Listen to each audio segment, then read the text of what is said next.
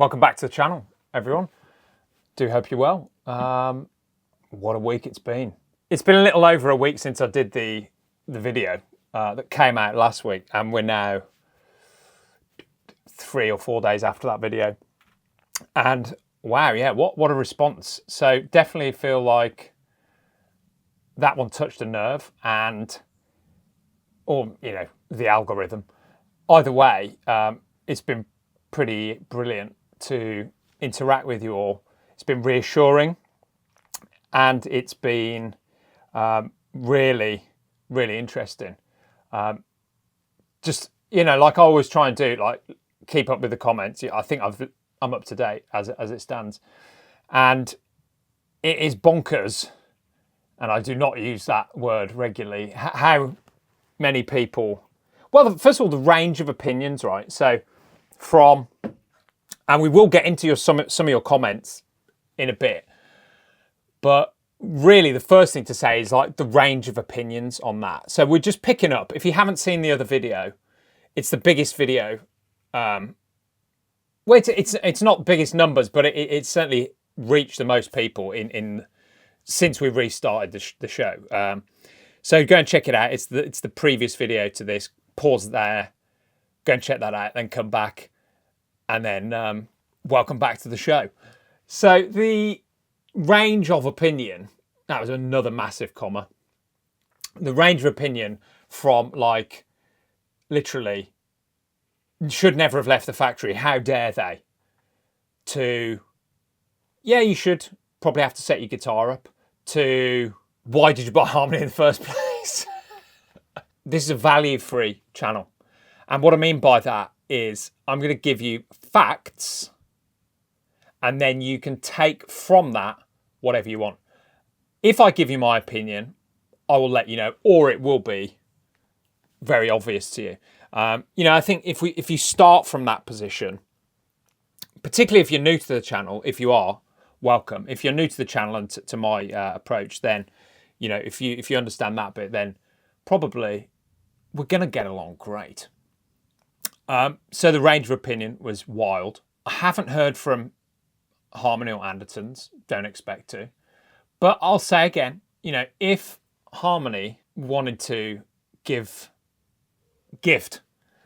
in YouTube parlance a mint condition silhouette, or offer perhaps a substantial discount, and I'll give this story a happy ending, then they'd be more than welcome to do so.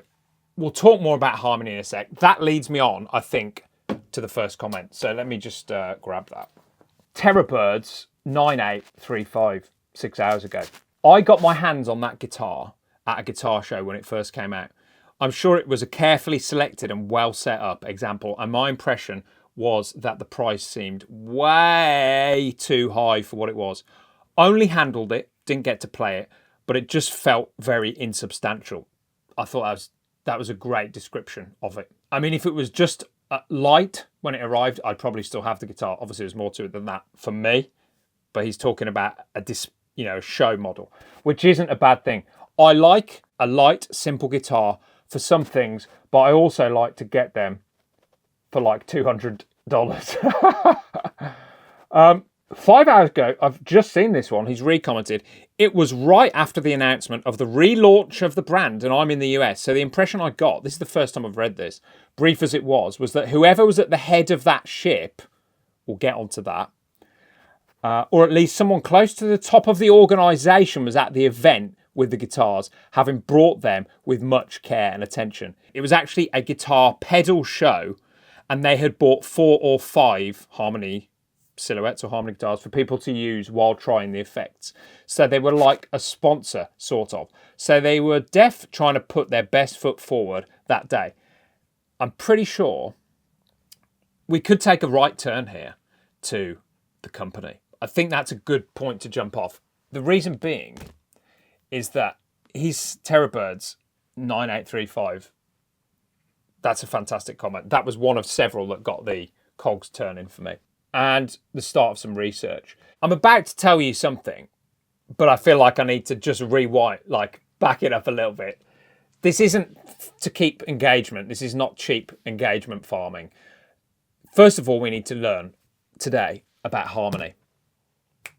Ladies and gentlemen, the biography of harmony, potted history, will be coming up now. Good. Bloody capture. Tractors. Buses now. This is the most amount of captures I've ever done. Now, this is ridiculous. Now, this is 7, 8 captures. Fire hydrants. Buses. Still going. I mean, a paranoid man would think that somebody doesn't want me making this video. And I am a paranoid man. Some of the time. So, the Harmony Company is a former guitar manufacturing company that is currently a brand owned by Singapore-based Bandlab Technologies. Harmony was, in its heyday, the largest musical instrument manufacturer in the United States. It made many types of string instruments, blah, blah, blah. Harmony Guitars was founded in 1892 by Wilhelm Schulz, who I think is German. The company ceased in 1975. So let's stop there a second. So the company ceased in 1975 with the Harmony brand being relaunched by Bandlab in 2018 to produce electric guitars and amplifiers. Now, let's bring it back to me. That's all facts, right? I knew that they were owned by a software company, so I knew that they were not the Harmony of old. I didn't know anything about the software company. I didn't know anything about anything other than Bandlab Technologies, the software company I knew about, was, in charge of it. And what that means, basically, is somebody along the line has acquired a trademark. It's very, very easy to do. If I had some money and I wanted to call this channel Coca-Cola, I could, if it was up for sale, go and buy Coca-Cola, and this channel could be called Coca-Cola instead of the Pinfields, and have nothing to do with Coca-Cola. It could still be me talking to you about guitars. And therein lies the interesting bit. Just because it has the name Harmony on it doesn't mean they have anything to do with the historic brand. I knew that. I knew I wasn't getting like a 60s guitar. I knew that I wasn't getting a historic instrument. I was getting something that was a new company that bought a trademark. That's going to bring us on to another comment, or a couple of comments in a sec. So I knew all that. So what are you actually buying is the question. Because the important thing about Harmony electric guitars is that they were catalogue guitars, right? So and I have played a Harmony guitar, true story, have played a Harmony guitar in Amsterdam. Amsterdam is a beautiful city, my favourite city in the world. And they've got some like amazing, cartoonishly lovely, independent indie guitar shops with all the stuff that you want to see, like really old Fenders, old Gibsons, and they're great, they let you try stuff, even stuff that you're obviously not going to buy, like a 50 grand Fender Strat. It's really cool. And I played a Harmony in one of those stores. They're funky little guitars, and they have a certain sound, which is, basically quite like an underpowered kind of thin sound, but very specific to that guitar, which is why people like them. Which brings us to a few comments. This is a great one. I love this one. This is Good Time Folk Rock, which you sound like someone I'd like to have a drink with. They are reissues of guitars that stunk 50 years ago.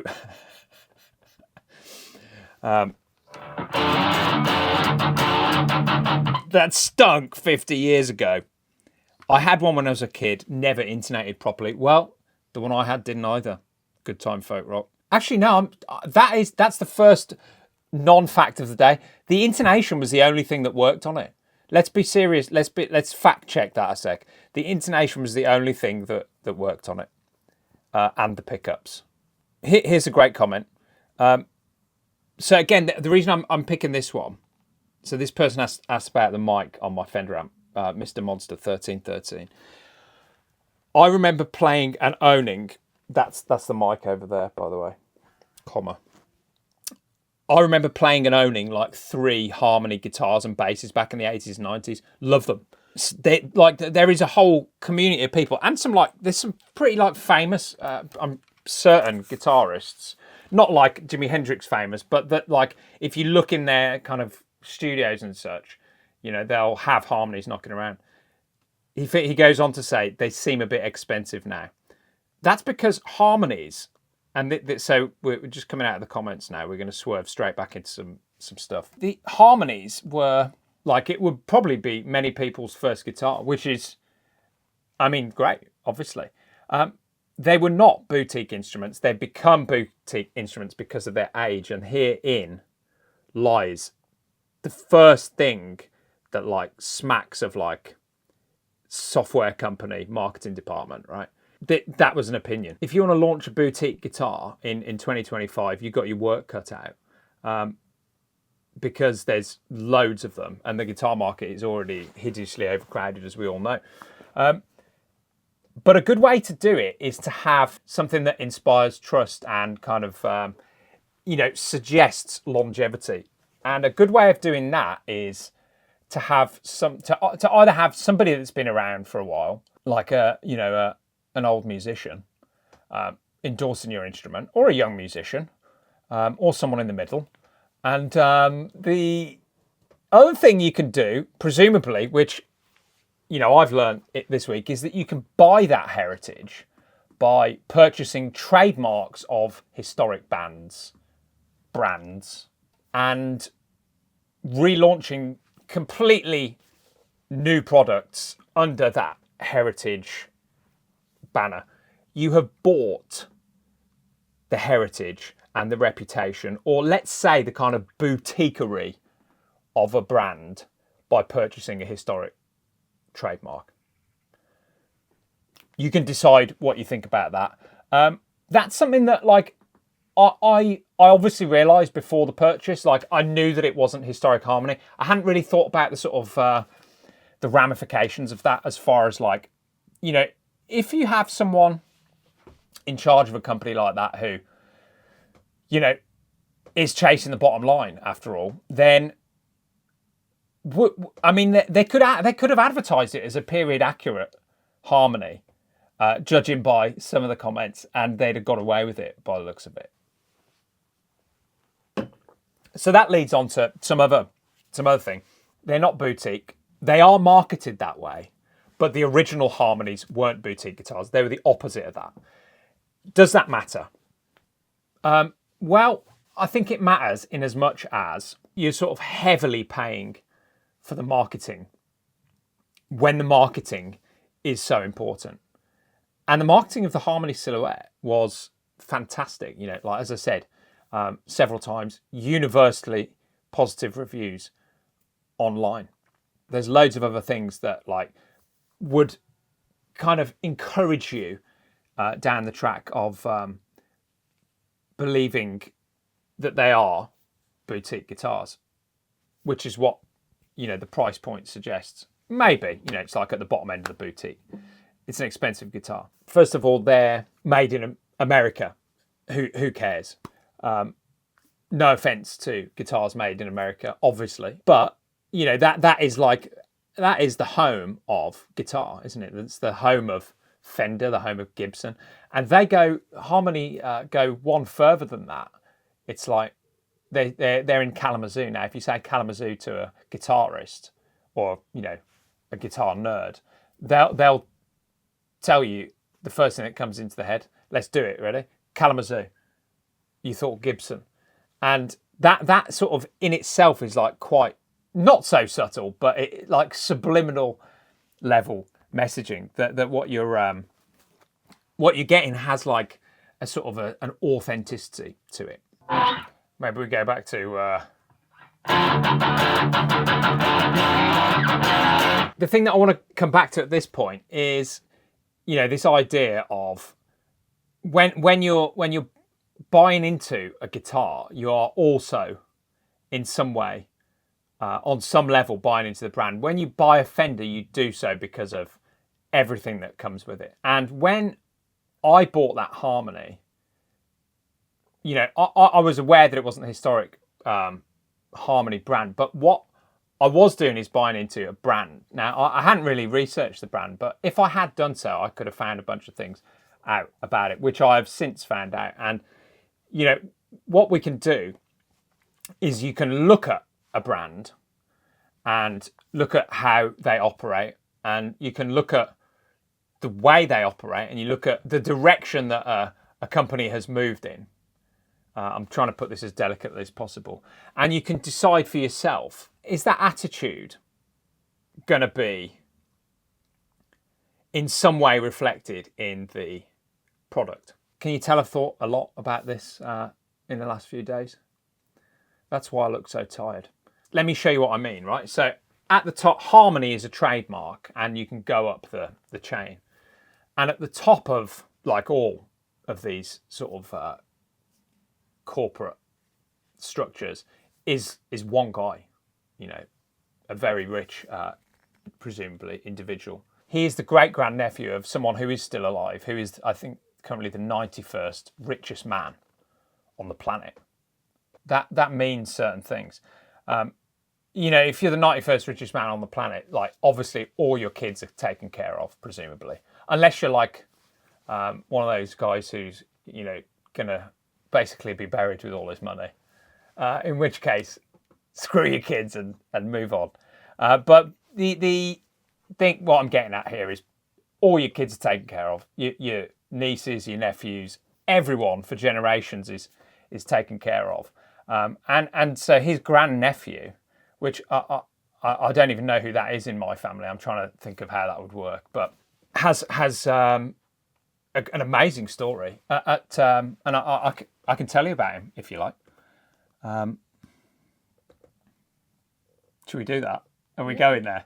So I'm sorry, dude, if I'm butchering your name. Kuok Mengru is the guy who owns a fund or a portfolio, if you like, called Caldecott. And somebody mentioned that in the comments. I'll tell you the comment real quick, and then I promise we'll get back to the fun stuff. So the comment was from Randrothify. He said he was sorry to hear about my experience, and he's got Harmony Jupiter, which he says is fantastic, and he was going to add a silhouette, but my story has put him off the Bigsby equipped models. Who says perhaps try another one in person before writing them off altogether. I'd love to. You can't find them in the UK. Also, I would absolutely contact Harmony directly and tell them about your experience. They are now owned by music conglomerate Inadequacy. So, right, you know, the name is a couple of letters off, which I believe also owns Heritage Guitars. That's another guitar brand, and the retailer Dawson's, and tons of other stuff. Like they own the NME. This guy. So let's jump back to this fella. He's 3 years younger than me. So wait, if you want to sort of make yourself feel inadequate about the things you've achieved in life, go and read the Wikipedia of someone like this. In 2012, 23-year-old Kuok Mengru took a decisive step into the music industry when he acquired Swee Lee, a legacy music store founded in Singapore in 1946. So like that's the a legacy music store. So is that like a bit of an MO, taking like legacy brands and then changing them and making them work in the modern era? If so, that's cool. Does also support the hypothesis of the people like the longevity of historic companies and the trust that sort of induces. What's the word?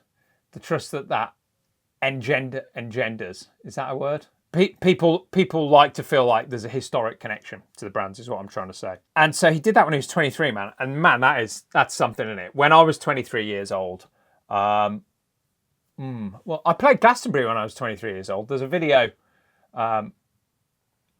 maybe up here, if you want to go and check that out. So that's something. But I certainly didn't acquire a music store chain. In fact, I didn't really have any money and we didn't get paid for Glastonbury. But that's not the point. It's not about the money in music, or is it? Now, what we've got here is he's the founder. He's mainly known for being the founder of Bandlab, which is the software. I knew about this software company, and that I think is hugely successful, and it is a fantastic piece of software, in the sense that, like, in school the kids can have free access to that and stuff, and no doubt a positive thing. That's not the thing that we're looking at here, really. I think the important thing to notice here about Caldecott music, right, is that entrepreneurs, as they do, can jump about and do many different things, or they can, if they are so inclined, stay in a lane that they're passionate about. In this case, music, and I've read some fascinating pieces on this guy at the top, and he says in these pieces that he is, like, genuinely a music fan, and all the photos, many of the photos of him in his office at least, there's like a couple of harmony guitars knocking around and a keyboard. So that suggests that, like, at the root of it is a passion for music, but you've got this other side that is the historic trademark thing. And the last couple of days, basically, I've just been spending thinking, at what point in any business do you have to go, okay, well, that part over there in Q4 was not where it needs to be, so we need to use the bad quality bridges on harmony guitars. That bit of software company, you see what I'm getting at? That we need to do a development on the piece of software, so we're not going to set the guitars up. You see where I'm coming with that? That is an opinion. And of course, if I was to, I guess the easy way for me to tie this all up would be to just to walk into a store and play harmony. But again, the only places, well, there's two places online in the UK that had them. One of which was Anderton's. I've not mentioned Anderton's today. The reason for that is because I feel like I explored that as far as it needed to go last time. The other place that had the harmony silhouette was Dawson's. And they still do. Now, of course, that then makes total sense, doesn't it? If you were someone that was sort of almost building a corporate pipeline for music and musicians, you would do exactly what has been done here. You would build and sell instruments. You would do a piece of software. You would own perhaps shops, if you could afford, if you're at the level where you can afford to buy shops to stock all of that stuff in. I just thought, or was it a comment? I'm struggling to determine what are my own thoughts and what are the thoughts of everyone out there. But the thought was that, Harmony could just go back to being what it was, which was a entry-level brand. If I'd paid 250 quid for that guitar, 300 quid, I'd have been pretty happy with that. And that was mentioned. I've already talked about that comment, mentioned in the comments. So that's the rub here. All the things we've explored is boutique guitar pricing, aggressive, sort of corporatized, if you like, pricing approach, and perhaps, my experience of that guitar and the one that failed the QC at Anderton's, an instrument that did not match up to the price. Now you're probably thinking, well, what you're singling Caldecott music and harmony guitars out. That's just because that I bought one. Suffice to say, in the comments, like, plenty of big brands have been named. Fender, Gibson, they're the main two, aren't they? Have been named as, people have had this happen to them from those people, from those brands as well. And, that the more you think about it, that's not surprising, is it? Because whilst we all like to think that, you know, our guitars are sort of special and we learn to love them and they're kind of one-offs to us, they are mass-produced, aren't they? And we all know that in a way when we buy any guitar, unless it is a total custom. Even people, there were comments from people saying from the custom shop, Fender custom shop, that there had been problems with their instrument. So it's not about that, is it? It's about the scale. Now, that's the question of scale is irrelevant, because that's how businesses work, isn't it? You know, and what we've got at the end of all that is the same thing that I keep coming back to, which is you have to try your guitars, because you cannot, I don't think, trust the internet in as much as you can bring it into your research. But my decision to buy this Harmony was entirely internet-based. Remember I said if you loved music and you had the means to make a company of that size, you could do it from the point of view, like, I want to be the greatest music company in the world, but also you could be totally cynical.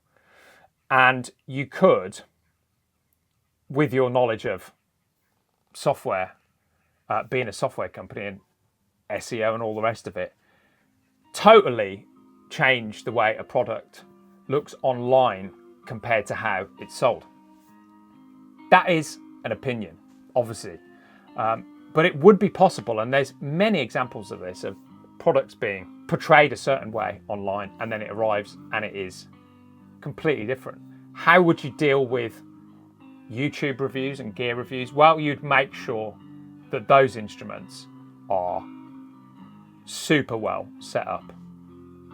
So that really is, I think, about that for today. I've no idea where this lands. It's not going to go any further, that's for sure, because we're a tiny channel. But I just thought I'd pop all those thoughts down, facts mostly, and some opinions for discussion, and see what everybody thought. Many thanks for watching. We'll see you next time.